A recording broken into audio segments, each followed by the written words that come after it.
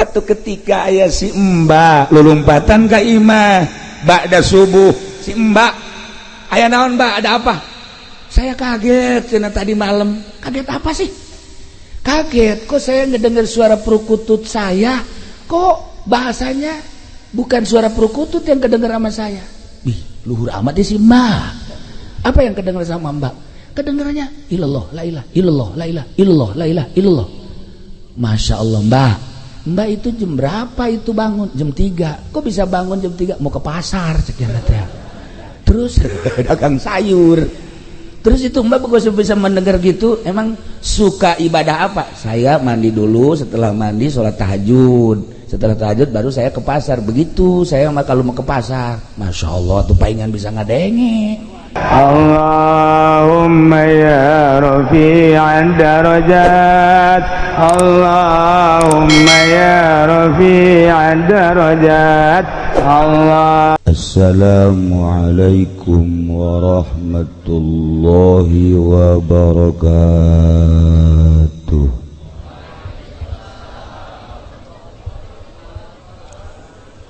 Alhamdulillah, wassalatu wassalamu ala rasulillah Muhammad ibn Abdullah wa ala alihi wa sahbihi wa mawala, amma ba'du.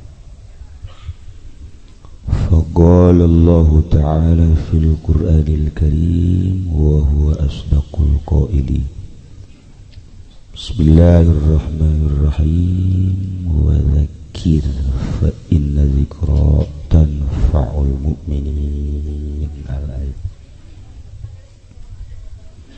Langkung tipayun orang sami-sami nyanggakeun puja sareng puji ka Gusti Allah anu Maha Suci. Parantos masihan tina rupa-rupa nikmat ka urang sadayana, terutama nikmat anu kacida pisan ageungna nyaeta nikmat iman sieunareng Islam. Shalawat sinareng salam mugia dilimpahkeun ka junjunan alam Kangjeng Nabi urang, Kangjeng Nabi Muhammad sallallahu alaihi wasallam, katut ka para kaluargina oge ka para sahabat-sahabatna rawuh para tabi'in asbatabi'in al-mukarramun, para alimil ulama, para asatidz, para tokoh masyarakat, oge para habaib nu alhamdulillah dina saah ieu urang babarengan jeung para zuriyah Kangjeng Nabi Muhammad sallallahu alaihi wasallam nu malah mandar ku hadirna para habaib. Mudah-mudahan urang jaga di akhirat diaku ku para zuriat Kangjeng, leuwih-leuwih ku Kangjeng Nabi Muhammad sallallahu alaihi wasallam. Kiai-kiai nu sarepuh haraya di dieu, nu setengah baya, nu anom, para santri geus karuhan, oge kurage mawa kiai deui. Nu alhamdulillah kiai bawaan kula beda jeung nu sejen. Rada khawarik. Mundahar batur geus eureun nya nama terus bae. Tur mun aya sesa teu meunang meleng. Rada khawarik. Horeng tileuleut ti pamalingan nya nama.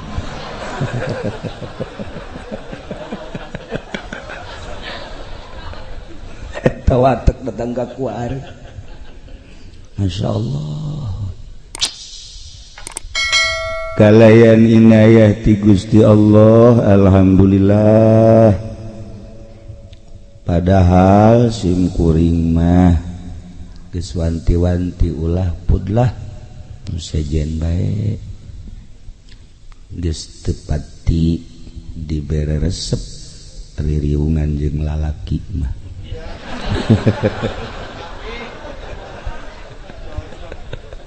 komo peuting kieu mah beda ambeuna ai jeung lalaki komo jeung si ieu mah aduh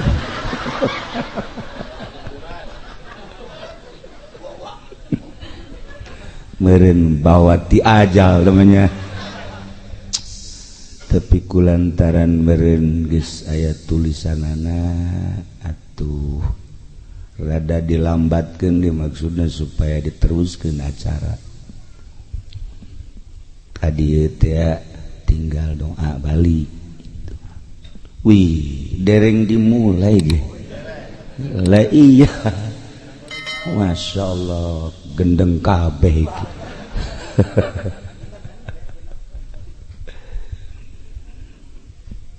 wengi urang mieling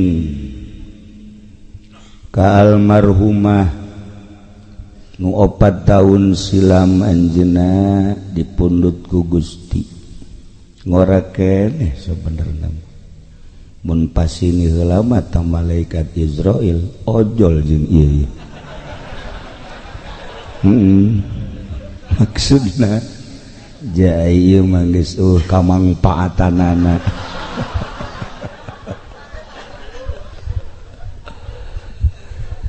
tapi kulantaran teu bisa ojol jeung teu bisa disogok malaikat malain cara dipudali ki sopak tama kiai rorongsokan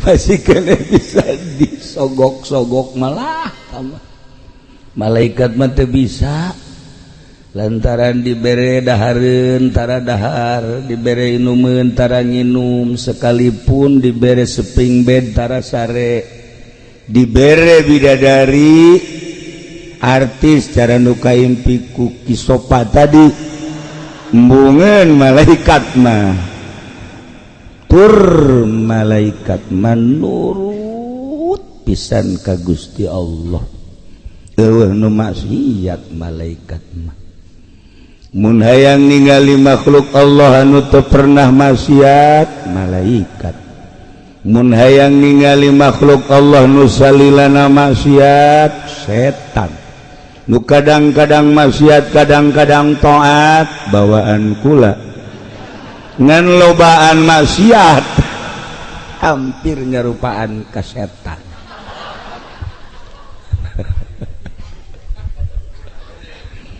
ku ayana manusia mah antara malaikat jeung setan atuh disupri titah nuturkeun instruksi Gusti Allah melalui syariat melalui thariqah melalui hakikat lamun bisa ngabersihanana leuwih ti 50% naik ambeuna seungit kos malaikat lamun teu bisa ngabersihan terus we kahandap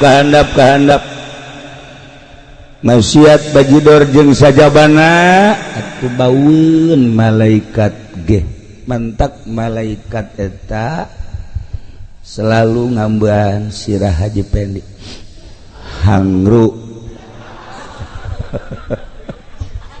bau karunggoni cek malaikat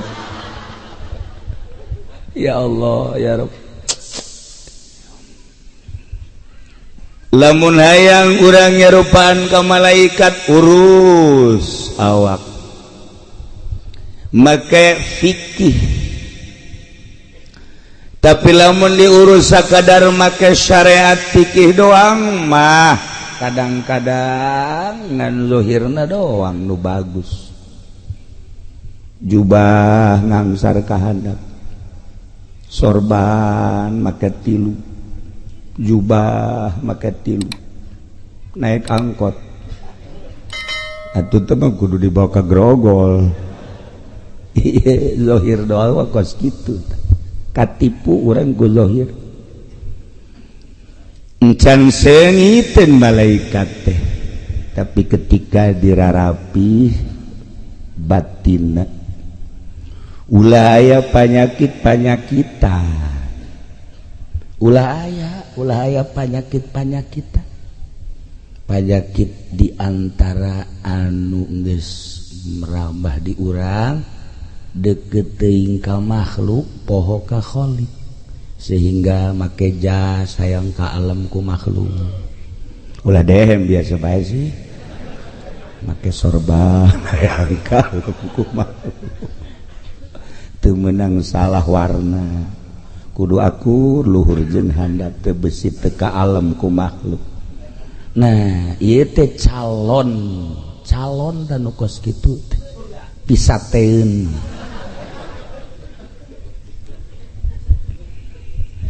bersihan gerage tina panyakit-panyakit sebab urang teh baheula suci ketika diturunkeun ka dunya diasupkeun ka jasad loba watek-watek di jasad mata celi irung sungut jeung sajabana roh urang teh milu ka perwatakan eta ketika kaluar deui teh maot atuh bobolokot nilah nu dikhawatirkeun teh ketika urang maot ternyata roh urang teh henteu suci sakubah anu pertama sedangkeun nu bakal menghadap ka Gusti Allah teh lain awak ketika roh keluar awak urang nama dicengcerikan dipandian dibungkus disolatin dibawa ka kuburan dikubur nu kamari di komandan anak buahna malah nincekan nu kamari di bapak-bapak anak jeung incu nincakan kuburan bahkan anu kamari di buya-buya di mama-mama murid lagi milu nincakan ngagoler di jero kuburan nu kamari ieu di dunia teu meunang salah sare teh kudu aya kipas kudu aya AC kamar kudu gede bae jeung kudu harum bae kasurna ge teu meunang salah inoak maafkir kudu spring bed bae masyaallah karim make baju teu meunang salah make sepatu teu meunang salah isuk pageto mah geuninganan asup ka kuburan boro-boro aya spring bed boro-boro aya kipas boro-boro aya AC usik-usikan ge hese di jero kuburan eta mah jasad ternyata anu menghadap ka Sang Maha Khaliq mah roh urang naik ka luhur langit ka hiji mun bagus bisa langsung ka dua mun masih kene bagus langsung ka tilu ka opat ka lima dan selanjutnya ketika bagus karaku Gusti Allah disuprih titah turun deui ningalikeun jasad nu keur ngagoler di imah eta teh awak aing urang teh geus terpisah ketika dipandian milu urang neulekeun ketika dibungkus halapis dua lapis roh asup ka dinya set dilapis ka tilu urang aya di dinya terus dibungkus di talian sing kenceng nalian reketak jadilah pocong dibawa ka masjid kadenge saha imamna saha anu beritakeun sebab roh urang aya di dieu dibawa terus ka kuburan milu urang Masya Allah kan. Lamun bagus indah tapi lamun goreng roh urang naik ka langit ditanya roh saha ieu urang pondok coba bukuna coba barang di deuleu ya Karim ieu mah subuhna koboan 90% koboan. Cak malaikat teu narima nu kodok. Ieu mah ye terus dagangna oplosan. Teu beres ieu mah ye. Dijejak ku malaikat. Dijejak. Terus ka handap set. Jadilah ririwa. Sapondok sarieun kabeh. Asal maghrib kunci lawang besi air ririwah Haji Pendi.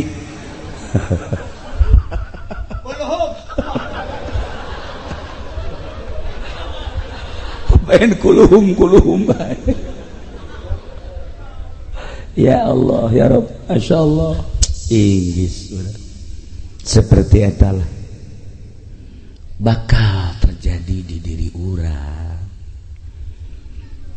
Mantap jelema teh hayang masantren, inget roh aing bakar berhadapan jeung Gusti Allah. Ngaji pasantren kan ku kolotna gampang dunia mah, loba nu teu sakola ge sararugi geus diatur ku Gusti Allah. Ngaji sia ngaji, Masya Allah, nurut budak 10 tahun dikobong nanti pasantren samakna teu balik-balik. Jelema nama ngalayang, Masya Allah, teu pernah ngaji 10 tahun ngan betah we di pondok. Sakitu ge geus jadi ahli sorga mondok. Ih, sok bener sih saya betul percaya. Teu ngaji we geus jadi ahli sorga. Atuh kok mun ngaji. Masya Allah. Teu pondok sebab naon? Atuh pondok makan jelema nangan ka majelis, ka imam, ka majelis, ka pondok, ka masjid, ka majelis, ka pondok. Atuh tah mah. Allah hari. Tuh. Ya. Nah, ku inget na aya alam itu sakumaha nu ku Kangjeng dicaritakeun rempan mondok sageus mondok terus bisa ala kadar cacarakan make sageus make kajur teuing bajedoran ku kumaha ge hasil masantren mah ujung-ujungna tetep bae inget ka Gusti Allah. Loba anu tadi nama santren balik jadi calo, loba nu bebeja kakula nu kuari hirup keneh ge mantan calo loba, tapi nyana merenung bae kieu bae cekna aing mondok sebenarnya baheula 15 tahun kok iya aing jadi babaturan jeung lurah kunaon haju aing jadi calo cekna mending mun sugih jantai gas geusan aing mah jadi calona ditinggalkeun lurah langsung balik ka imah cek pamajikanna kok kalain deui kuari mah aing deuk nyai kuari mah gitu lain nyai kitu pan ieu dapur ulah mikiran dapur geus pokona mah ngaji. Waduh sok jasa teu percayaan pamajikanna mah teu percaya bari hirup keneh mun dibejakeun ngaranna sok ngaji we ka Cilongok kitab di teangan deui punya mana ye kitab aya kabeneran geus ku geget kitabna bawa deh ku jana ka Cilongok ngaji dihareup we nya dari nundutan gitu kita aja ku kula bari bari ngaji belah cenah jadi calo geus cenah sugih henteu jeung mending ngaji bae lah ujung-ujungna ku hari ngaji bae Masya Allah haji berkah deh cek pamajikanna keur jadi calo ku hari cenah nyai jangan jadi kiai cek cenah teh ya geunah tarariis datang ke dapur ge tariis.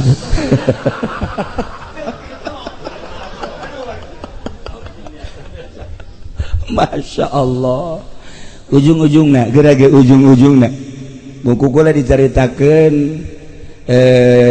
nu baru ka pasantren aya anu jadi ustad doang boga majelis taklim loba nu tadi nama santren aju ku hari andieup loba ta santri mah ujung-ujungna mah hampir husnul khotimah bae beureun eta tapak di pondok ngadapang urut ngadenge-ngadengikeun terus milu teu bisa ngageh jang diri nama aya tama santren dek ka mana tuh urang jadi balik ka ditu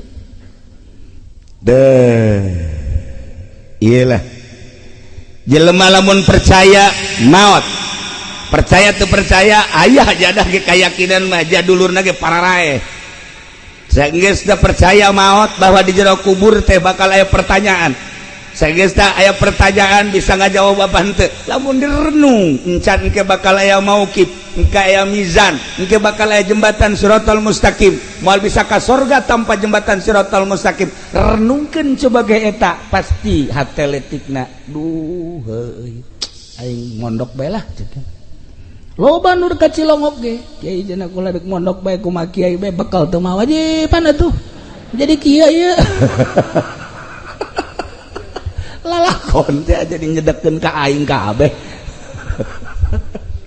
oh masalah sih aing deuk oh masalah nah seperti etalah nu bakal kajadian roh urang nu bakal berhadapan jeung Allah ketika asup ka jero kuburan anu ku urang sok dicaritakeun nya sempit nya poek nya sepi ternyata lain di kuburan teh orenganan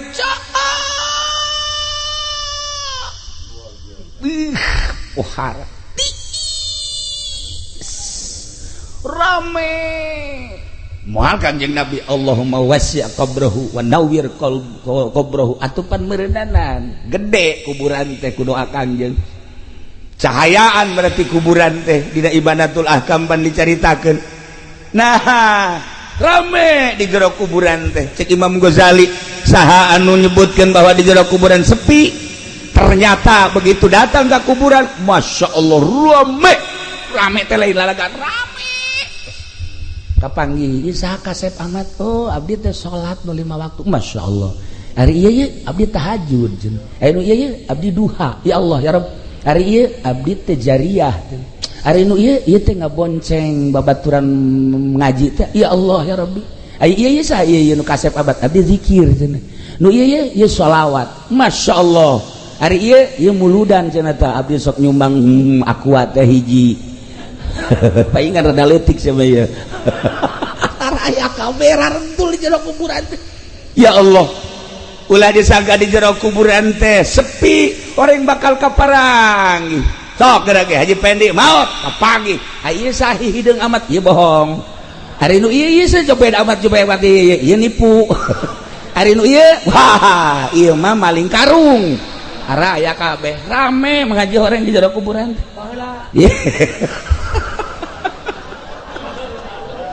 aya kabeh di jero kuburan Masya Allah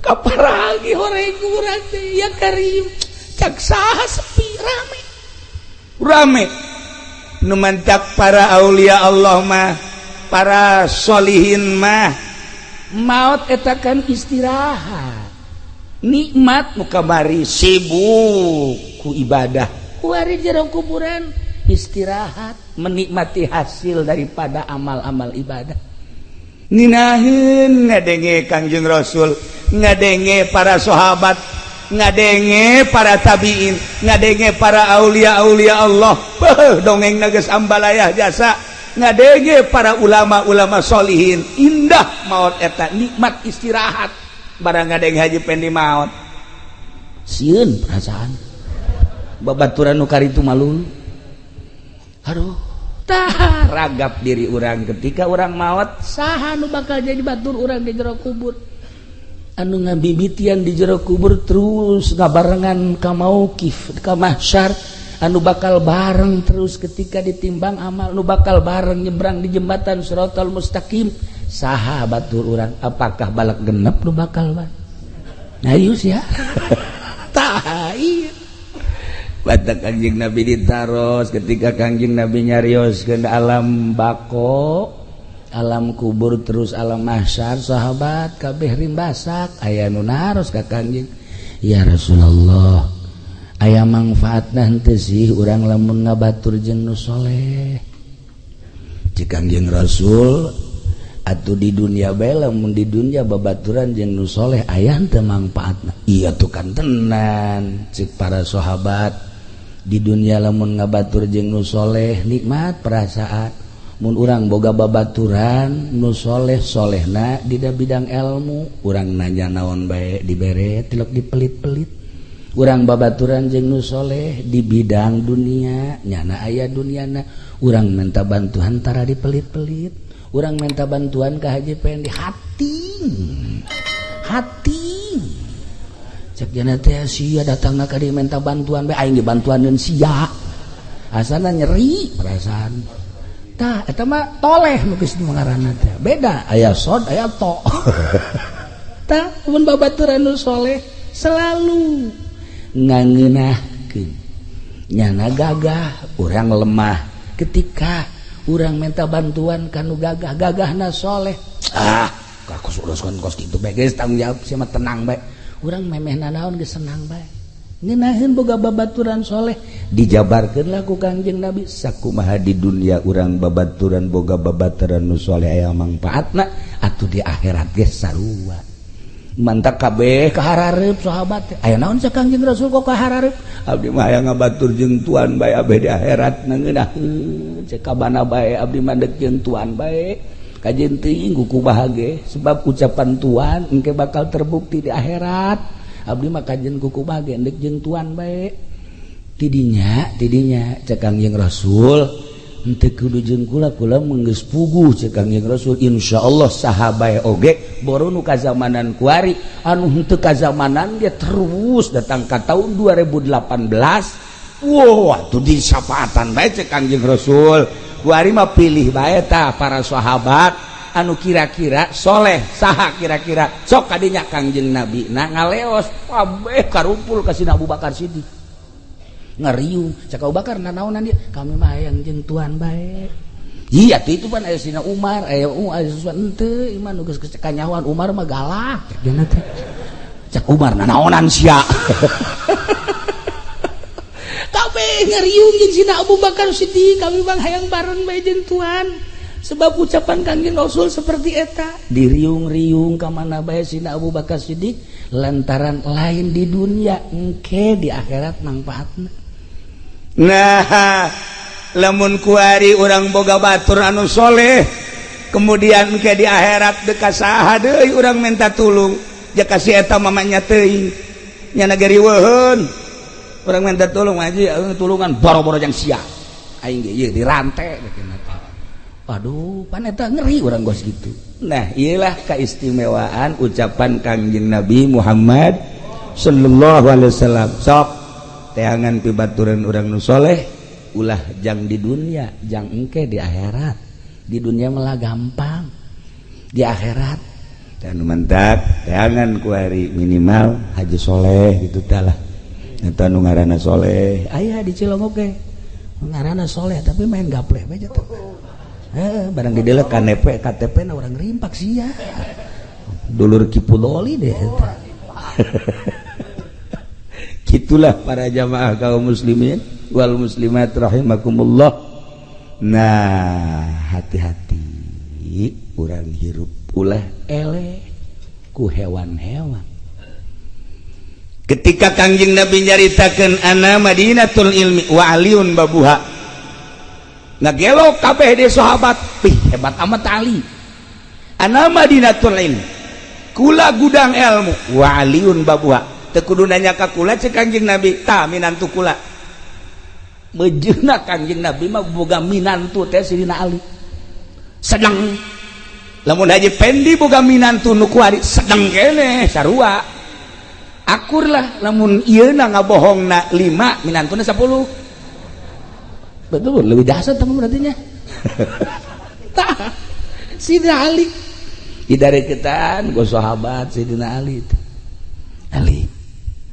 moal misli ka jeung kumaha ge ucapan Kangjeng naon kula mendek nanya bae soal zahir mah gampang soal zahir mah teu kudu ka anjeun kula merek nanyakeun teh soal batin soal naon kula mah deuk nanya teh eta bae lamun hayam tah hayam nu kadenge ku anjeun sasadana kumaha anu kadenge ku ente nu kadenge ku kari mah kongkorongo kombo hayam Cianjur mah napas urang geus beak nya encan pelung Cianjur pohara eta. Wih, cek Sidina Ali nu kadenge ku kula mah lain eta, nu kadenge ku kula mah hayam teh bahasana subuhun kudusun rabbuna wa rabbul malaikati war ruh. Subhanallah walhamdulillah wala ilaha illallah wallahu akbar. Masya Allah. Saha orang nu bisa ngadenge suara hayam modal kitu. Tapi kadenge ku Sidina Ali mah subuhun kudusun rabbuna wa rabbul malaikati war ruh. Mantap Kangjeng Nabi nyunahkeun urang boga hayam jago warna putih sukuna koneng. Moal aya di mana ge. Sukuna koneng kok moal aja mah. Hese. Tah eta sebab naon? Eta teh horeganan baca zikir subhanallah subuhun kudusun rabbuna wa rabbul malaikati war ruh. Sedengkeun bahasa eta teh bahasa nu sok dibacakeun ku malaikat Jibril alaihi salam. Ketika turun di langit macana subuhun kudusun rabbuna wa rabbul malaikati war ruh. Ruh teh malaikat Jibril. Dek naik deui maca subuhun kudusun rabbuna wa rabbul malaikati war ruh. Babacaan malaikat Jibril bisa kakalayangan sadunya maca subuhun kudusun rabbuna wa rabbul malaikati war ruh. Hayam jago babacaanana eta. Baca coba ku Haji Pendi. Subuhun kudusun rabbuna wa rabbul malaikati war ruh.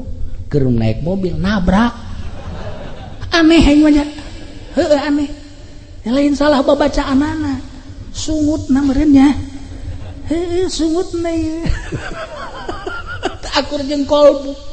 Jadi ceplakna teu akur jeung tapak. Ih, ulah kigituanan. Kawehan. Ieu subuhun kudus. Masya Allah karim. Itu bahasa hayam. Sidina Ali ditaros deui tuan. Ari eta sih bangkong kumaha eta bahasana? Bangkong bahasana subhanallah alhamdulillah subhanallah alhamdulillah subhanallah alhamdulillah. Bangkong moajan subhanallah alhamdulillah subhanallah alhamdulillah. Teu eureun kadenge kurang kok. Horegan subhanallah alhamdulillah subhanallah alhamdulillah subhanallah alhamdulillah. Eta bahasa bangkong. Coba bahasa Haji Pendi, goni karung.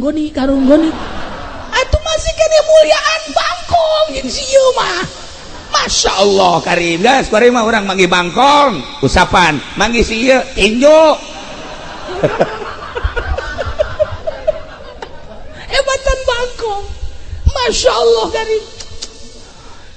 Satu ketika aya si Mbak lulumpatan ka imah ba'da subuh. Si Mbak aya naon Mbak, ada apa? Saya kaget cenah tadi malam. Kaget apa sih? Kaget kok saya ngedengar suara perukutut saya. Kok bahasanya bukan suara perukutut yang kedengar sama saya. Ih, luhur amat sih Mbak. Apa yang kedengar sama Mbak? Kedengarannya ilallah la ilaha illallah la ilaha illallah la ilaha illallah. Masya Allah Mbak. Mbak itu jam berapa itu bangun? Jam 3. Kok bisa bangun jam 3? Mau ke pasar sekian teh. Terus dagang sayur. Terus itu Mbak kok bisa mendengar gitu. Emang suka ibadah apa? Saya mandi dulu, setelah mandi sholat tahajud. Setelah tahajud baru saya ke pasar. Begitu saya kalau mau ke pasar. Masya Allah tuh palingan bisa ngadenge. Itu jatuh pernah emang ngadenge tisia kos gitu. Betul, kata hebatan si Mbak daripada tukang karung mah. Atunya mah hudang malah nu dihandap leuwih ti heula hudangna. Oreganan. Masya Allah kasih Mbak bisa dibukakan hijab ku Gusti Allah meureun nol hatena di Cilongok eta. Kula kaget eta kasih Mbak. Ya Allah ya Rabb, horenganan hudang, mandi, wudu, tahajud, beres terus berangkat jam 3 ka pasar. Satu ketika ngadenge suara perukutuna seperti eta. Sarua jeung nu dijabarkeun ku Sayyidina Ali karramallahu wajah. Ana Madinatul Ilm wa aliun babuha pohara. Nah ilah lamun dicaritakeun hewan ditataan ku Sidina Ali. Bahasa onta, bahasa sapi, bahasa jamus, bahasa munding, bahasa berbagai hewan dijabarkeun ku Sidina Ali. Hebat amat eta Sidina Ali bisa nyahueun ka bahasa hewan. Luar biasa eta Sidina Ali. Masya Allah. nu mantak wajar lamun terus bae urang ngahadiahan Abu Bakar Umar Utsman Ali Abu Bakar Umar Utsman Ali horenganan kos kitu atupan sieun mah mun maot anakna ge wallahu alam hadiah wallah henteu anakna misalnya itu bapak udah meninggal biarin aja enggak tuh lu jarang wah lagi hidupnya juga begitu ulah sampaikan ka kitu tak tanamkan coba rasa kecintaan anak terhadap urang abeh ketika urang geus ngagojod di jero kubur anak bisa hadiah ka urang anak bisa ngiriman teu butuheun jeruk anu di kuburan mah butuheun ge Fatihah doa Quran cenah ieu loba jeruk niat hadiahna ieu kabeh kadaharan ganjaranna jang ahli kubur. Ya Allah ya Rabbi tuh seperti etalah mantep kula begitu zarah ke Habib Lutfi do aju ngobrol di luhur duaan cekanya net jongeng kieu cek Habib Lutfi itu dulu ada seorang santri ziarah ke kuburan begitu ziarah sering ke situ nggak ada kerasanya ziarah kok nggak ada kerasanya bebeja tah ka guruna begitu bebeja ka guruna saya ziarah udah berapa lama ke makam itu tapi nggak ada kerasanya tuan guru ini bagaimana ziarah kemana ke makam yang di sono atau kenapa ziarah ke situ emang kenapa itu mah garong kenapa dijarahin tah sing hade tah urang bisi salah zarah horenganan jerona garong kuari kan loba nu maruncul mantak kula harita ngalarang aya kuburan anyar di zarah ulah bisi garong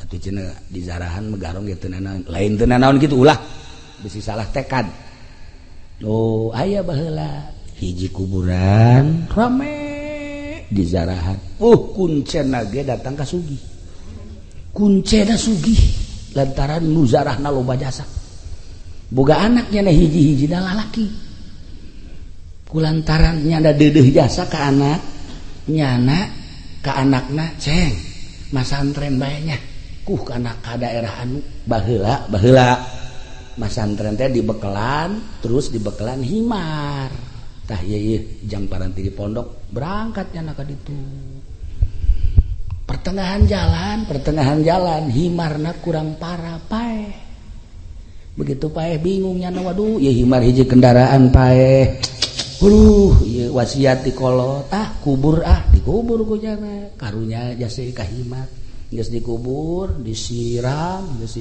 terus nyana kieu beung ngahuleng aya ta urang dinya emang ieu sanu paeh ahli ibadah sakieu wah ahli ibadah muhun sakieu teh atuh cenah urang zarah mangga dizarahkeun teh ku anakna zarahkeun la hadrati ahli ibadah al-fatihah milu nya bebeja teh sia teh aya ahli ibadah di ditu maot ieu urang zarah di zarahan nyana jadi kuncena teh terjadi masantrena masyaallah terus we nya mah jadi kuncen deui di dinya kasedot beuti bapana nu biasa zarah ka kuburan nu sok dizarahan ku bapana teh ya ngagelok kuari ka dinya bapana ge kaget kok nu zarah jadi sepi cak keneh aya kabar di anu cenah rame jasa begitu datang ka ditu nya hayang nyaho kuburan saha ieu cak bapana waduh asep jadi kurang ya asep masyaallah datang gadinya barang di deuleu kuncen aja mah ajaib anak aing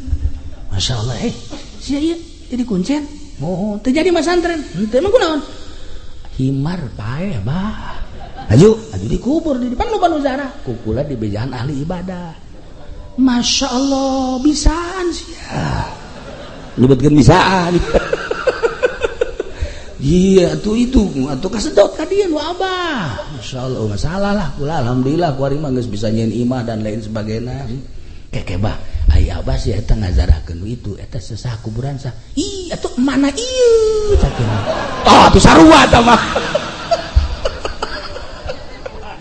horenganan itu mana ieu anakna horenganan sing hade kukucuran duit teh horenganan kumaha ti luhurna baheula teh hasil nguncen anakna jadi kuncen deui baheula teh duit teh ti imah himar kuari jadi himar deui anakna anak himar Nah ilah pendidikan supi ulah sambarangan horenganan lamun carita almarhum abah baheula mah santren di Kosambi kemudian ayah santri maling peteuy geus kitu dahar bareng cak abah teh ieu peteuy nang di mana tah menang ngalah tinu tatangga ulah di dahar cak abah teh bahaya sia eta keur di pondokna keneh geus bisa amanat ulah di dahar nang maling mah pan si ieu mah lain nang di mana teh sia nang maling keneh urang oragu kan beda bahasana gen mah teh kos kieu teh bentukna di pondokna keneh kudu dijaga masyaallah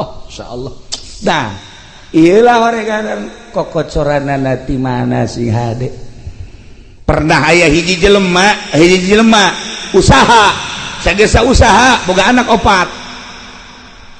opat nyana masantrenkeun anak nu opat itu sambarangan ngabiayaanana sanajan usaha baheula mah ya awi baheula mah giribig dan lain sebagainya tetapi usaha anu jang ngabiayaan anak manu dianggap halal lagi halal na pisan henteu diakurkeun henteu dicampurkeun jeung hasil usaha-usaha nu sejen nah ieu anakna nu opat-opatanana jadi kiai kabeh biayana beda masyaallah sok kuari ngaji pendi ngabiayaan anak hasil ti dagang karung ulah dididik tak anak kuno sejen nyahok we ka karung asal didelep ku anakna oh karung ayam didelep oh karung goni oh ieu oh karung nyempet aya oh karung nyempet nyahok sorangan sebabna bensina nu mantap para habaib kahandapna jadi habib tetesan ti luhurna habib tuh mana kieu anak kiai ge kahandapna engke minimal jadi kuyai nya kuya dicai lamun kiai na apik baheulana duit ti pamarentah mah punyana tilok di dahar ai leutik mah kitu pod kan lah ieu duit bangsa ti calo-calo tara nah diapika anak teu kudu usaha hese beleke gerage bakal netes ka anak tapi lamun sambarangan nah ieu teh urusan ngaji mah gampang udek ngaji naon babari kuari mah malah teu kudu masantren kuari mah pencet HP dek ngaji naon di HP dek ngaji naon dek ngaji hakikat ge aya di HP dek ngaji hakikat geus aya di HP masyaallah guru mursyid bah Google geus aya tadi HP mantap mararikung kabeh jelema aya kabeh tapi lain eta nu hese mah mengenal Allah nu kudu boga guru lain sakadar ilmiah sebab lamun eueuh guru hese engke nuduh-nuduhkeun anak menuju Allah mah hese sebab naon loba penyakit engke akibat lamun eueuh guru teu kaambe anak himar ge engke dizarahan bae tapi lamun boga guru tek urang jeung Habib Lutfi be datang ka makam kaambe ahli tawakal urang zarah deui ka hiji makam gumo Gus Dur sarua ahli sobar nyahoeun Bu begitu zarah Habib Lutfi seri bae ini mah bukan kiai bukan wali bajingan ceknya kaambeun misalnya teu wauheun jeung Haji Pendi ye Haji Pendi maot ajak Habib Lutfi kadinya coba Bib tolong zarahin ini siapa ini orang jaga mantu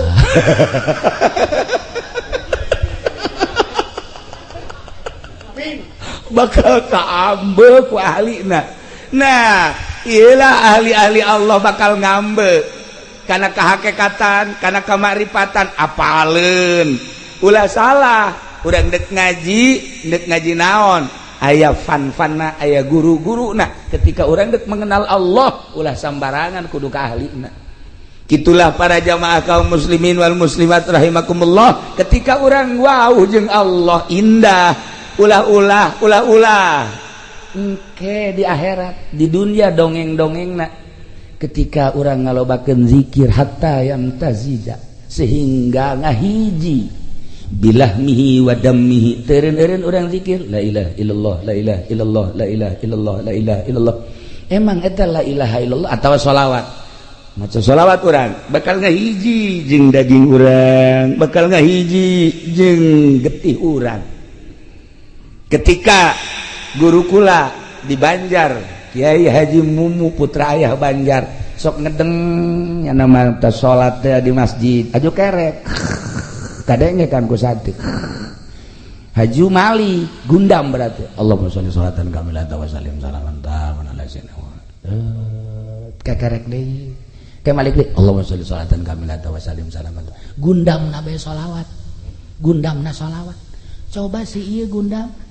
Ayo coba. Hayang nyaho coba ayo. Gundamna. Goni.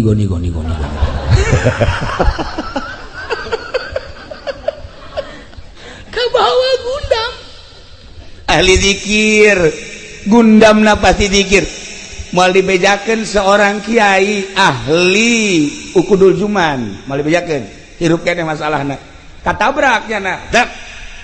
Begitu katabrak masuk rumah sakit Bandung.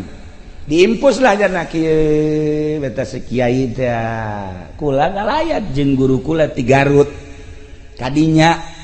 Begitu ngalayat kan teu nyaho-naon. Kunaon eta nya maca nazaman wa mabinal qaidil muqarrarah idza atatakiratun muqarrarah eta kan kudu juman. Masyaallah karim eta ong-ongan gundamna bae make kudu juman. Coba sih ieu hayu coba salihan ti goni-gonian ge pasti ge juri gundamna kudu juman kula gide we ya Allah ya Rabbi berarti nu aya di benak hate eta teh kudu juman.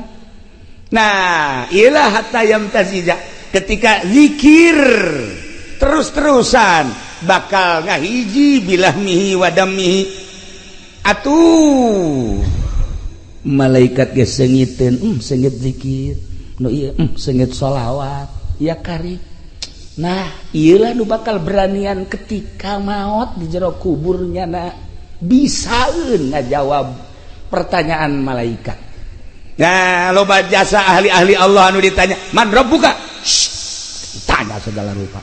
Ji, cek malaikat kok. Man rabbuka? Tuh ditanyain mah. Ji, pan begitu itu ditanya. Kaget cenah lagi. Ieu kan tugas cenah. Man rabbuka? Bejakeun ka Gusti Allah. Ana inda zanni abdi bi. Cak Gusti Allah kumaha sangkaan hamba kaula terhadap kula. Aing geus boga sangka bahwa aing teh ya ieu teh salamet kajen kumaha ge. Ketika roh keluar boga sangka 100% salamet tina pertanyaan, maka ditanya-tanya. Cek malaikat kok kieu amat sih. Laporan malaikat Gusti, aya hamba Gusti ditanyana kos kitu amat sih. Mondok dong. Dan lain-lain sebagainya geus puguh Imam Sibaweh, masyaallah karim. Sayyidina Umar kan tidak satu riwayat begitu ditanya man rabbuka malaikat emang can kenal Umar ya. Ya Umar setan geus yeunun ka Umar maka ditanya-tanya segala hampura mar. Satu riwayat seperti eta. Ya Allah ya Rabb anu cinta ka Tuhan si Abdul Qadir man rabbuka Abdul Qadir cacak-cacak Abdul Qadir bae pakai jawaban salamet atuh komo ka Kangjeng Nabi. Man rabbuka Muhammad wa man nabiyuka Muhammad wa ma imamuka Muhammad. Atuh ka Abdul Qadir bae cinta salamet atuh kumaha ka Kangjeng Nabi. Meureun malaikat ge kok ieu jawabanna Muhammad kabeh sih tanya. Nah Haji Pedi mana buka Muhammad mana sih ya. Ya cilaka sih ya Muhammad emang itu nyaho ya kampak ya.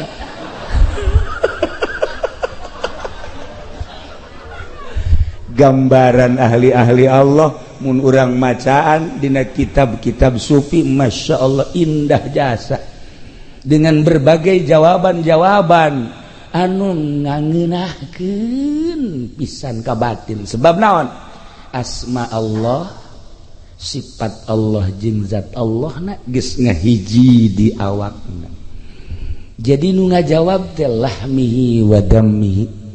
Teu saeutik ahli Allah ketika terjadi peperangan ngucur getihna ka handap ngabentuk Allah Allah Allah Allah.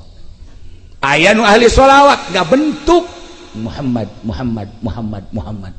Batur seperti eta renungkeun jeung tafakuran coba diri urang mun maot getih urang naon, getih urang naon. Gitulah para jamaah kaum muslimin wal muslimat rahimakumullah, tina urayan kaula di awal tepi ke akhir ieu adalah merupakan jang memikirkan masa depan urang ti mimiti kubur datang tak terus ke alam mahsyar. Sing hade tetesan-tetesan sakumaha tadi kaambeun horeng ku malaikat oge ku ahli-ahli Allah kaambe ulah salah zarah urang sing hade besi anak himar di jarahan ku urang ya, besi bajidor di jarahan ku urang. Tanyakeun geura ka ahlina sebab kaambeun ku ahlina mah boro-boro geus maot hirup keneh kieu ge kaambe. Kaambe. Lamun Ki Hairun liwat di Jati ti Ledug ka Cilongok nyana digelam kieu be. Kaambe. Aya anu boga naon kitu ngaran? Aya anu boga teluh cak nyana kaambeun. Dan lain-lain sebagainya ku ahli Allah selalu kaambe ngan teu meudang nyaritakeun. Geus urang lempengkeun kuari hate urang jeung keyakinan urang pangeran nu wajib disembah kecuali Allah. Allah anu ngatur segala-galana. Yuk urang mun tayang segala rupana ka Gusti Allah, menta ka Gusti Allah jah hakikat mah kabeh ge ti Gusti Allah, menta dimantepkeun keyakinan urang ka Gusti Allah sehingga dosa-dosa urang dihampura ku Gusti Allah, amal-amal bagus urang ditarima ku Gusti Allah.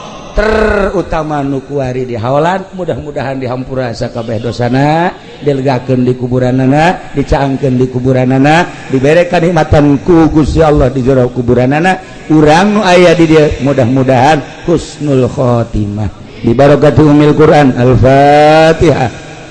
Bismillahirrahmanirrahim. Alhamdulillahirabbil alamin arrahmanir rahim maliki yaumiddin. Iyyaka na'budu wa iyyaka nasta'in ihdinas siratal mustaqim siratal ladzina an'amta 'alaihim ghairil maghdubi 'alaihim waladdallin. Amin ya Allah ya rabbal alamin. Allahumma ihdinas siratal mustaqim. Allahumma ihdinas siratal mustaqim. Allahumma ihdinas siratal mustaqim siratal ladzina an'amta 'alaihim minan nabiyyin siddiqina wa syuhada wa shalihin wa hasuna ulaika rafiqa dzalikal fadlu minallahi wa kafa billahi alima. Wa shalli wa sallim ala jami'il anbiya'i wal mursalin walhamdulillahi rabbil alamin. Taqabbal. Ieu mah satu larangan ka Kangjeng Nabi. Ketika Kangjeng Nabi dakwah terus nu dibere dakwahna ngahina, nu dibere dakwahna lain sekedar teu nurut jeung teu percaya, tapi ngahinakeun ka Al-Qur'anul Karim, ngahinakeun ka ayat-ayat Gusti Allah, termasuk ka dirina. Kumaha sikap Kangjeng Nabi dibere ku Gusti Allah. Wa idza ra'aita di mana anjeun ningali Muhammad alladzina ka jelema-jelema musyrikin anu selalu ngolok-ngolok, anu selalu ngaheureuy-heureuy ngahina-hina ka ayat Quran. Eta Kangjeng Nabi teh diinstruksikeun ku Gusti Allah fa'arid anhum, ngabalir ti dinya Muhammad, ulah cicing didinya wala tujalisu, tinggalkan berarti. Masya Allah, Kangjeng Nabi teh diu kadinya di kerumunan manusia.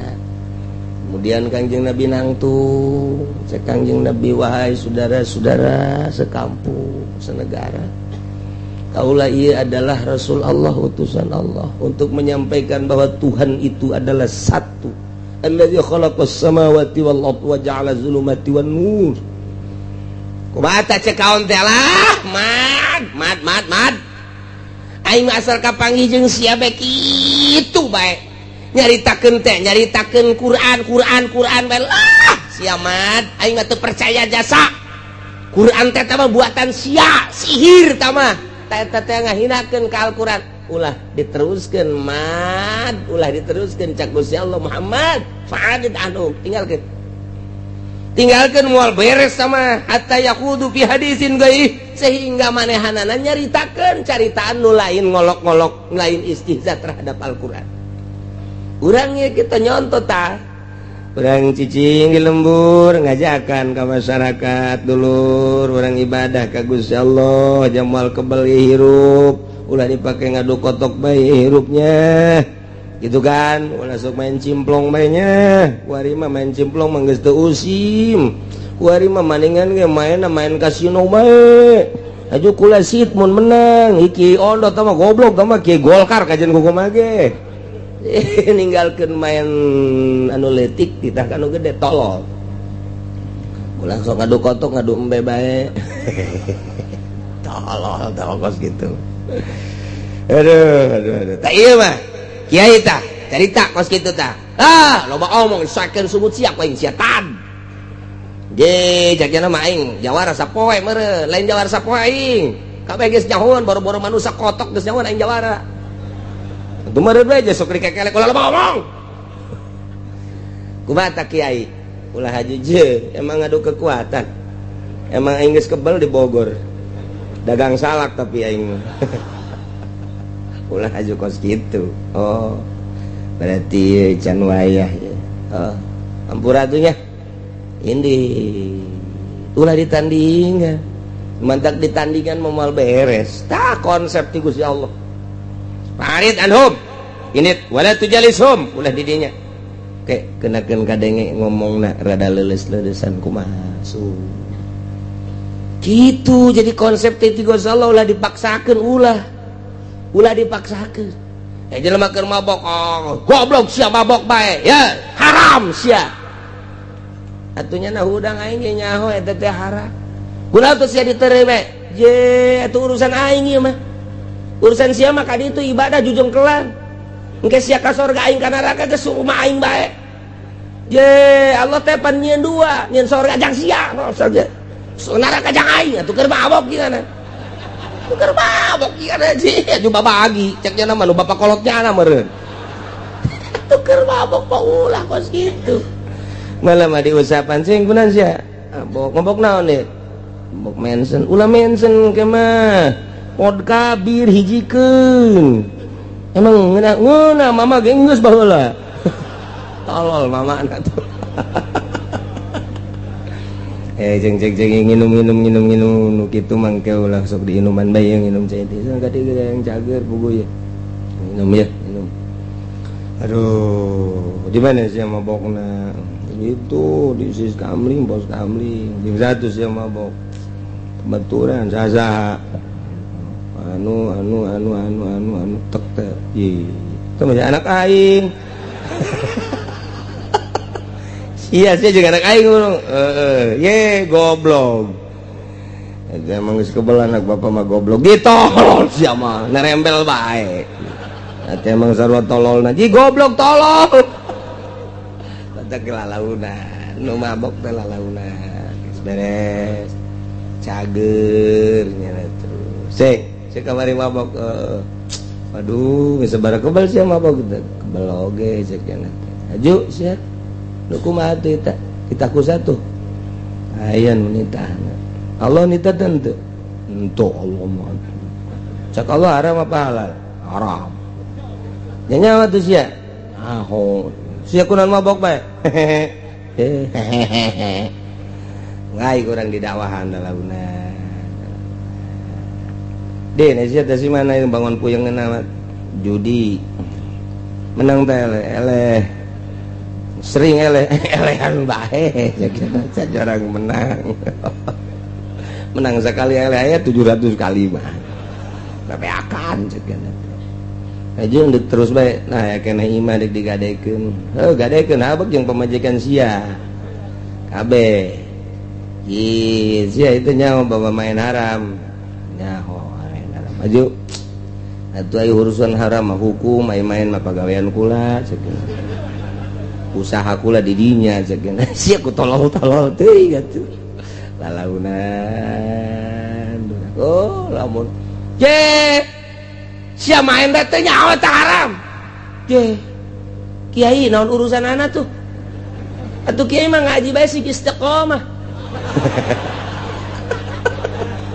atuh pinterannya anak ngomong emang jawara teu palinter gitu ngomong lebo MZ mah eleh punya nama tuh MZL murah ngadekeun jawara kulo masuk ngadekeun we jawara-jawara teh sok ngomongna pohara jasa ngadalil biasa ngadalil inget ka Gus Dur bae horeng soang wang ya teu kebal teh yok bae ka handap horeng nyocok urang jawara teh kos kitu jawara botak tik tak aju bae aya duit leuwih tolol teh coba teh.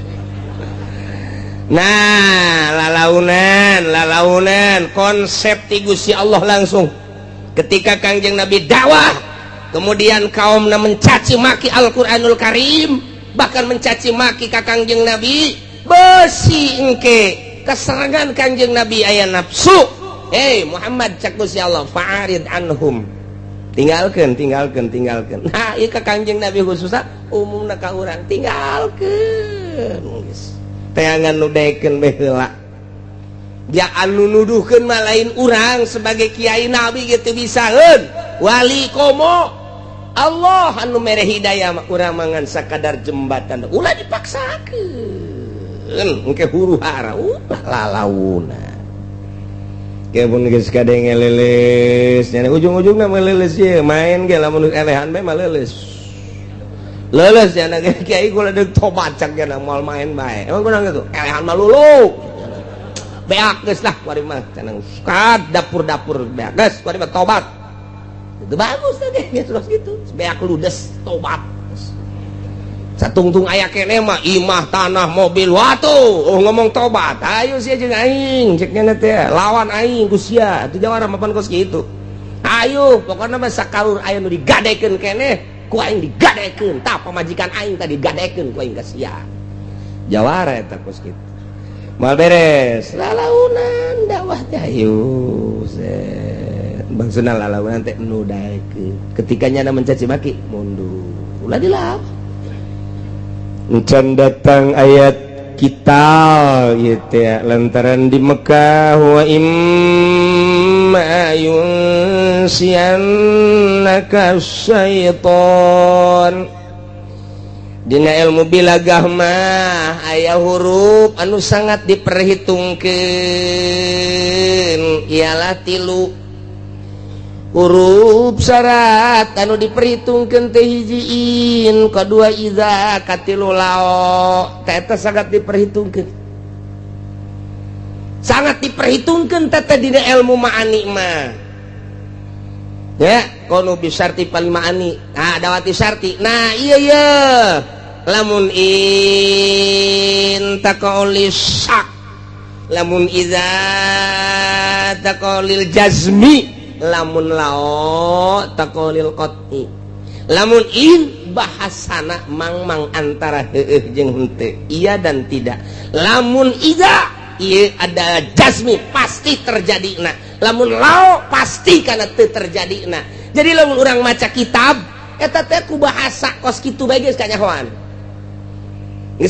tah rumus-rumusna in ieu mang antara henteu antara iya dan tidak lamun iza pasti ngan istiqbal mantap ngaji amil teh urang keur narkibnya ho iza zarful lima istaqbilu minaz zaman lima dikhafidun isati wa mansubun ila wa jazaihi eta keur narkibat teh nyaho kaler kidul geus pokona nyaho ti guru kos kitu bae geus tilok di pikiran aju ngawurukeun deui ge ka iza zarfun istaqbilu minaz zaman nyaho khafidun isati namun ditanya mah eta naon artina ulah ngomong sia aing ge ti guru kos kitu teu nyaho artina atuh terus bae datang ka geus kolot ge kumaha teu nyaho artina ieu geus bae kos kitu tapi ketika urang dok teh ngaji ilmu ma'ani oh nu baheula keur nartib teh ka harti iza zarfun lima yastaqbilu min zamanil madkhafidun li syartihi wa mansubun li jawabihi wa jazaihi atuh teh ngaji budak leutik jata mengaji amil horeng nu makena mah kiai teh ngaji nasrif nasara budak leutik nu makena mah kiai eta ngaji lamun teu make nasara dek numat ka mana tetep ngaji nama ngaji budak leutik nu makena mah abuya mama nukan atuh nu mau dia mah teh ieu geus ieu zarfullah eta lao eta teh lao asli mah keur carita asli hakiki nah eta lao medakeun kana qoti pasti kana teu terjadina lojitani akramtuka, namun sia datang ke aing ku aing dimuliakeun, pasti kana henteu terjadi kemuliaan sebab datang lagi moal jadi pasti tetep asal kos gitu. Tapi lamun ida jitani akramtuka, lamun sia datang ke aing pasti ngamuliakeunana, pasti terjadi ikram lantaran datang lagi pasti.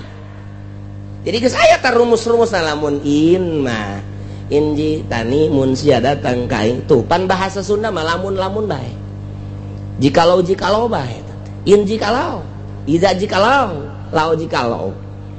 Atuh jikalau bae teh udah ke Betawi maka ditu. Tapi lamun bahasa Arab lain rumus. Tah eta urang ngaji heula. Karena Johar Maknun kablah dituna ukudu cuman bakal kapanggih fali ma'ani adawatis syarti.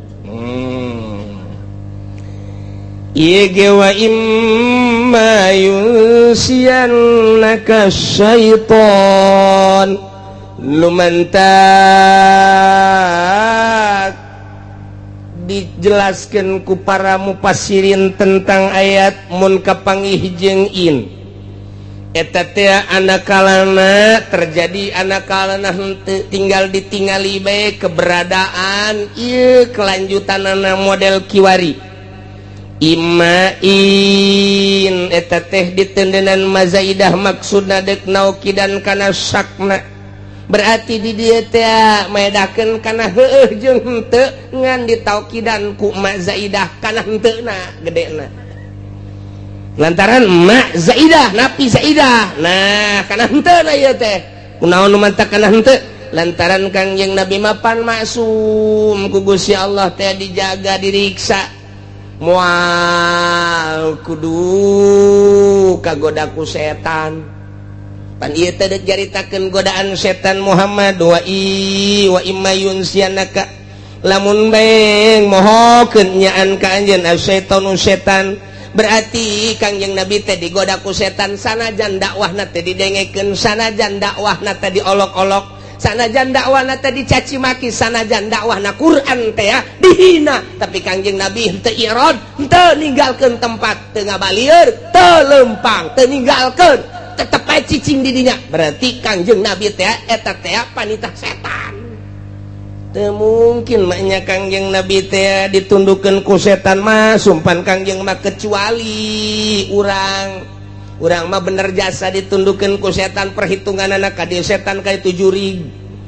Kangjeng Nabi mah moal masuk mantak moal ieu ya tuh kok aya bahasa kieu ieu teh ya jang contoheun urang mah pasti digoda ku setan. Andai kata penerus Kangjeng Nabi dakwah kemudian kagoda ku setan nu titah ditinggalkeun endahan dilawan ku urang endahan diuk bae urang di dinya kumaha numantak fala taqud ba'da zikra atuh ulah cicing sabada ingat mah ketika orang cicing di dinya eta teh ajakan setan barang orang inget ulah haju terus bae di dinya babarengan ma'al qaumil zalimin ulah dibarengan kaum nu zalimin setelah orang inget tinggalkeun setelah orang sadar tinggalkeun.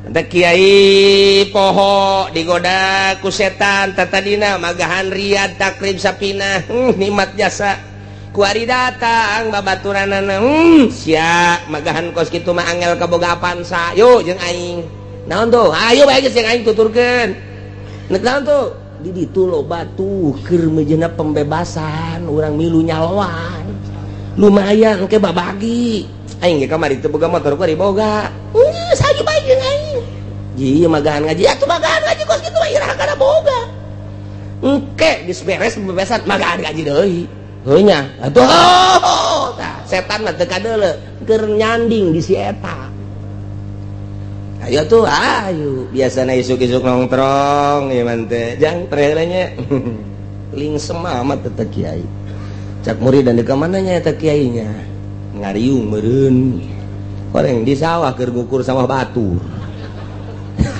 Kiai kerja di calo kuari apeng-apengan kiai mah satung salila jadi calo ge jana di musola ngalamun ieu ya aing kunaon kos kieu nya ngalamun nya jadi calo ge duit can meunang haju aing acak-acakan ieu hirup aing tapi waya diajak mah hayu deui mungkin banyak keur sadar make bari musola teh biasa mah ngager reneng mah nya naon anu bisa ku nya sok dibaca di musola teh aya keur salat teh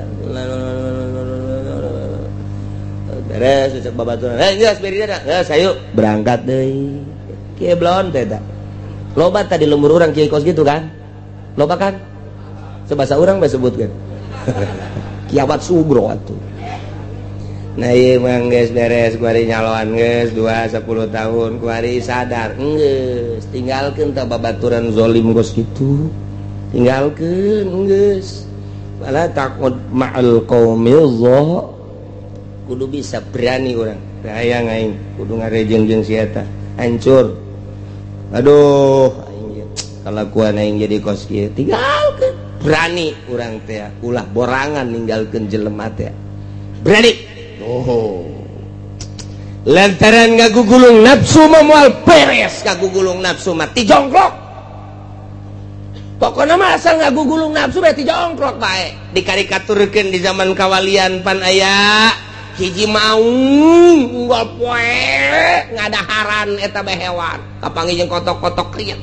Kapanggih jeung embe-embe dicaplok. Kapanggih jeung naon bae binatang-binatang leutik jadi mangsana. Sih ricuh perbinatangan teh riweuh jasa teh di hutan teh akhirna musyawarah binatang-binatang musyawarah akbar dipimpin ku gajah lantaran gajah ge jadi mangsa singa. Coba saudara-saudara sehewan gajah lantaran aya singa jahat jasa urang jadi mangsa teh nu gede teh nu leutik di arahan bae boro-boro ka maneh kotok bebek soang embe ja aing ge pohara jasa jadi mangsa singa aing keur hees dicaplok ku nyana aduh mimiti buntut heula aju suku geus teu beres bae singa ieu. Nah untuk kelanjutan daulat ieu kumaha ieu urang coba ngayakeun permusawarahan urang bentuk organisasi nya silakeun coba kumaha saha engke nu bakal jadi presidenna saha nu bakal jadi wakilna saha nu bakal jadi MPR-na untuk naon kitu ngaranna menumbangkan seorang singa nu jahat urang reformasi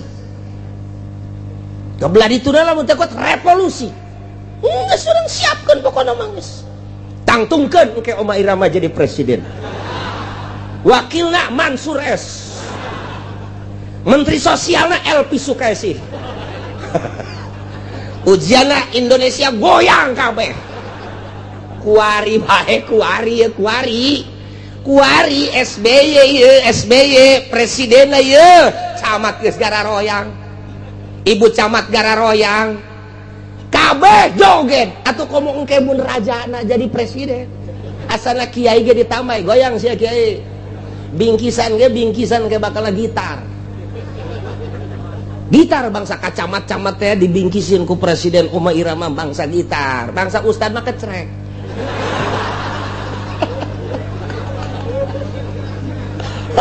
ramai di Indonesia ramai bakalna geus pokona mah ieu mah jadi sorotan dunia baik geus asana Amerika ge resepen ya udah itu aja ceknya teh resep dangdutan geus di mana aya geus pokona mah geus wah di masjid ge geus dangdutan terus geus pokona ya sayang sekali-sekali orang hayangnya Oma Irama keur jadi presiden habek lah jadi dicekel ku politikus kos kieu dicekel ku ahli ekonomi kos kieu dicekel ku kiai teu beres teu anggeus mari Oma Irama ya tuh bener bae kok geus ala kurun jasa burung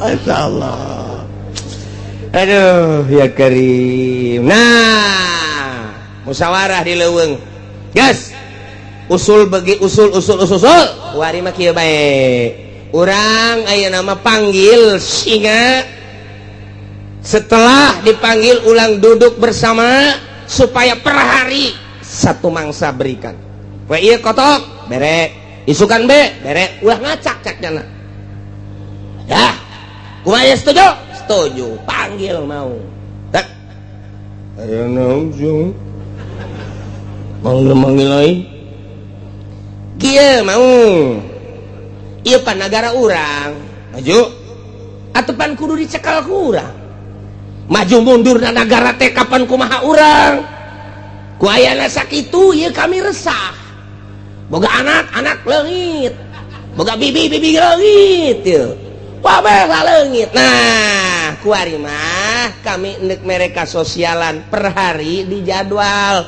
poe ieu ke kotok ku kami disuguhkeun Kanjeun poe isuk embe ke disuguhkeun Kanjeun poe isukan dieu soang ke disuguhkeun Kanjeun tak kumaha tah lamun kos kitu tah atuh alangkah bagus teh cek mau aing teu kudu hese neangan cek nya geus jelas per harina berarti setuju cek gajah teh cek gajah kuda tanda tangan ceplok ketok palu kusukuna pluk yes terjadi waduh cek maung teh aing atuh kuari geus teu kudu ka mana ceknya sebab disuguhan wah ieu kotok alhamdulillah cek nulin tuh atuh aya beberean teh ulah nu kuru isuk tek mbe nah isuk deui tek soang mantep isuk deui terus pas puncal pecang di bagian mana siap cek teh oh nu teu siap kula mah siap bae bener atuh lain bener-bener siap dah waalaikum salam cek mau sok salam-salaman hidup jadi mangsa malah cek dana lain kula deuk usul naon jadi kieu kula teh poe ieu jang suguhan tuan raja mentek dibawa ka dieu berarti suguhan tapi kula ieu nalangsa kok bisa nalangsa dek di dahar sia ada langsa ka aing lain urusan di dahar mata malah urusan geus nasib ti Gusti Allah moal bisa dipungkir kajenting kula lumpat ge geus aya catetana di Lauhil Mahfuz kudu dihakan mah dilegleg bae kuari mah kula mah moal mungkir saeutik-eutik acan nyanggakeun sadaya nganu sedihna kieu kula boga anak poe ieu teh geus disamber maung nu lain masa poe ieu hasil musyawarah urang hiji sapoe kudu aya dua anak kula geus korban ku maung nu sejen cak maung aya kitu aya deui nu sejen ulah ngeunah-ngeunah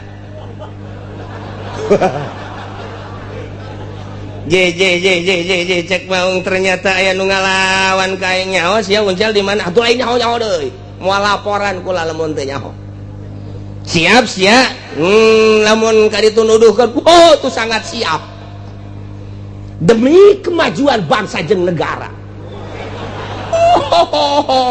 uncal teh pohara jasa ulah diantep urang geus satuju pan ente teh jadi raja di dieu masa kudu aya deui raja-raja nu sejen ulah urang teh geus didaulat kabeh kedaulatan di pasrahkeun ka anjeun sebagai raja di dieu kami nyuguhan masa sih anak kula lenyap siap teh ieu lamun nuduhkeun tempatan di mana eta mah siap jasa ayo berangkat hayu cak kuncal teh kula di mana ieu leumpangna diharap sia embung cek pikirannya aing dicaplok ya babarengan itu kieu babarengan gitu layak masa jeung tuan raja kudu babarengan ngerendek kula mah di tukang bae wah lompat sia aing nyaho jasa buku ka sia mah sering lompat nya di tukang nu bagusna kudu kumaha atuh cek pikiran sia kumaha cek mau gas abe mantap kula di luhur tuan raja tah mun ieu mantap cek ngocak pecang iraha deui aing naik mau itu bagan tuh pecang mantap jasa pecang mah terus kanan kiri naik sia ngalojokeun aing meureun lain ayu bae heulanan kege datang ngehereng-hereng mau awas yang ngalojokeun sia ku aing ditikeman kabeh lain sia bae tenang geus hayu bae heulanan jauh atuh nya ge nyumput cek nyana moal waniun lamun teu nyumput mata dibawa bener aya empang di dinya teh jero jasa tu caina hera nyana nyumputna di dieu raja di mana tah di jero coba ge deuleu barang di deuleu pan aya bayangan tah di cai teh tuh tata cok siap atuh mau ka handap atuh mah peucang mangan lumpat ka dieu ahakan ku sia cak peucang teh waktu mau ngagujubar ka dinya tinggal mau kalekap pecang alah ulah pecang-pecangan cak jalan teh rasakeun kakalekepan sia di dija katipu ku pecang jadi kula moal bisa ngabahas heula maung teh nafsu pecang teh saha embe teh saha sapi teh saha kitu gajah teh saha engke di nagara teh aya gajahan aya kudaan aya pecangan di nagara teh aya maungan.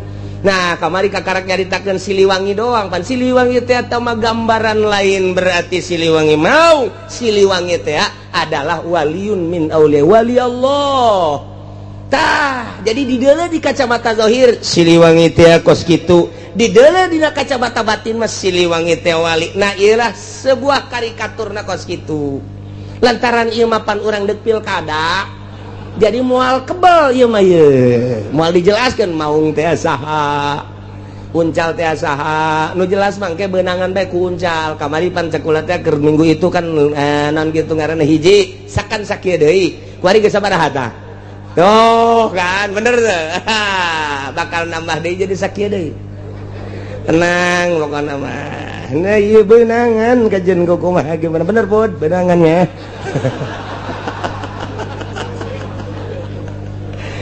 Masya Allah tuh tinggal uncal bae ngarokok bae nyana kapanggih kumbe uncal saya hirup keneh tuh tenang aing teh lain pensiarnin jadi mangsa apa ieu aja kumaha tuh tuh raja na modar nu bener sih ya ieu cek emeh teh bari bunga teh atuh urang bebeja tuh kagak aja bebeja ka ditu geus aing mah di dieu bae keur ngarokok ngirahin jasa ye bejakeun ku sia raja modar gitu ajung kalau mun modar diganti teh ku sa jenggot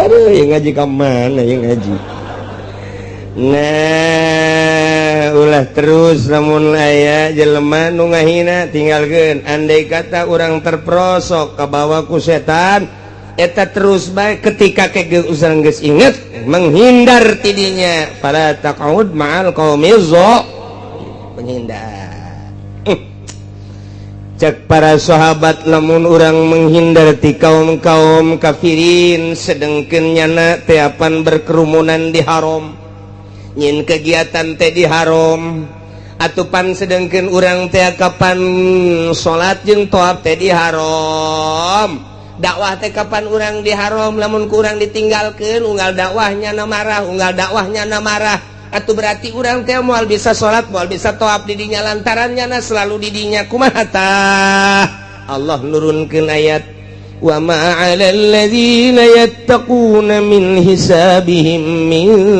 syai' walakin dzikra la'allahum yattaqun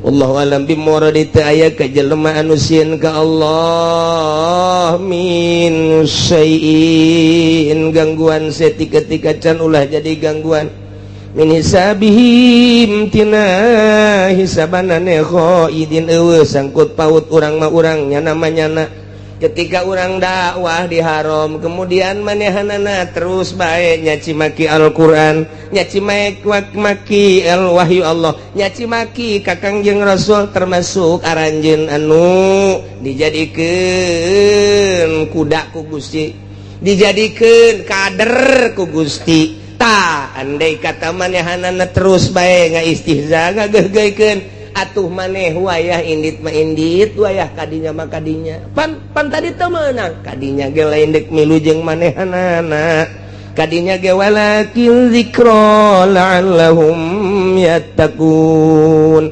kadinya ngan dek mere pitutur deui berarti lain ditinggalkeun langsung indi itulah kadinya deui engke kadinya deui urang mah waya salatnya namanya urang waya toabnya namanya ulah jadi masalah ke aya kesempatan dakwah ketikanya marah urang indit deui jadi hihijian jeung kafir teh masalah asal urang ulah kabawa ka kafir ngemantak iya dipakai dakwah dipakai dalil iya ku ahli Allah urang ngahiji jeung kafir masalah asal urangna ulah kabawa ku kafir kafirna kena kabawa ku urang kasingkat nama andai kata urang kudu dakwah di gereja silakan asup ka gereja asal motif asup ka gerejana dakwah cara Gus Dur asup ka kelenteng haram urang lamun urang endek milu ka kelenteng tetapi orang kudu dakwah di kelenteng atau silakan baik Gus Dur asup ke kelenteng Gus Dur asup ke gereja iya tah nu dijadikeun dalilna wa ma 'alal ladzina yattaquna min hisabihim min syai' walakin dzikra la'allahum yattaqun atuh hijian sote lamun urang babawakan kunya na ulah dakwah urang teh dicaci maki ulah ketika orang dititah dakwah maka dinya memang harus kudu kadinya nah atuh silahkeun dakwah di pasar ai memang kudu di pasar mangga dakwah kudu di kelenteng ai kudu di kelenteng mah mangga dakwah kudu di gereja ai kudu di gereja mah mangga nu mantak ge lamun urang jadi presiden kemudian urang na aya jiwa dakwah di mana bae urang euteup dakwah bae silahkeun bae batur geus macem-macem menilai atuh sakadar menilai batur mah menilai penilaian lu asli hanya Allah Subhanahu wa taala asal teger bae urangna ngan kudu geus jadi ahli Allah Subhanahu wa taala Imam Ma'rufil Qurhi Kutubul Aulia dakwah nanya jeung Yahudi di gereja tuh seseri sikti malah dibehudangkeun ku Ma'rufil Qurhi hudang urang hudang tuh batur teh keur tahun baru tuh batur teh keur kitu naon ngaranna di gereja babarengan ini maneh ka ditu dakwahan di gereja tugas ti guru dakwahna asup ke gereja begitu asup batur katur keur nyararembah teh didelekeun ku ruhban teh pendeta begitu didelekeun digerokeun ya fulan ta'al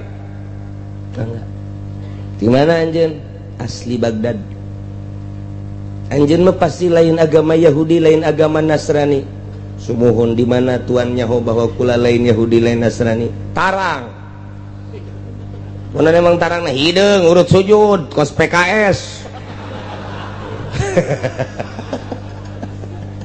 niru-niru teh PKS sial jasa nah jadi kajahoan tah ku Nasrani ku Yahudi teh tarang hideung urut sujud berarti Islam dek naon mah asup ka dieu ja ieu tempat ibadah kami dek dakwah siap maneh dakwah sangat siap teu kudu dakwah kalobaan heulanan ku ari mah kumaha lamun ieu dieureunkeun heula ibadah kemudian urang adu argumentasi andai kata maneh menang kaula dek asup Islam tapi lamun maneh nu eleh kula maneh nu asup Yahudi ka agama kami oh sangat siap cek maneh tah kudu geus kuat kos kitu dieureunkeun ku pendeta saudara-saudara sekalian sekian ratus atau ribu manusia yang ada di sini silakan duduk simpul ada orang muslim masuk ke gereja nih siapa kamu nama saya Siri Sakoti urang dengekeun nyana teh deuk dakwah ya ka dieu menyelundup nyana jeung urang nah kuari mah geus teu kudu dakwah langsung kuari urang tanya jawab bae kuari mah tanya jawab bae andai kata saksian kumaraneh kabeh lantaran ngarasa pinter jasa tuh pada teh pendeta teh lamun nyana nu eleh nyana kudu asup Yahudi setuju lamun kaula nu eleh kula deuk asup Islam kumaha setuju lantaran cak rakyat da cek masana moal kudu eleh pinter jasa siap siapa yang akan mengajukan lebih awal pertanyaan saya tidak akan bertanya saya akan menjawab cek Siri Sakoti silakan bertanya mau 1, 2 atau 10 sekaligus saya akan jawab tidak akan mundur kenapa kamu betapa berani sebab saya bukan saya sendiri ada guru saya di belakang saya Cak pendeta kok nggak kelihatan? Tidak akan kelihatan. Guru saya itu memonon.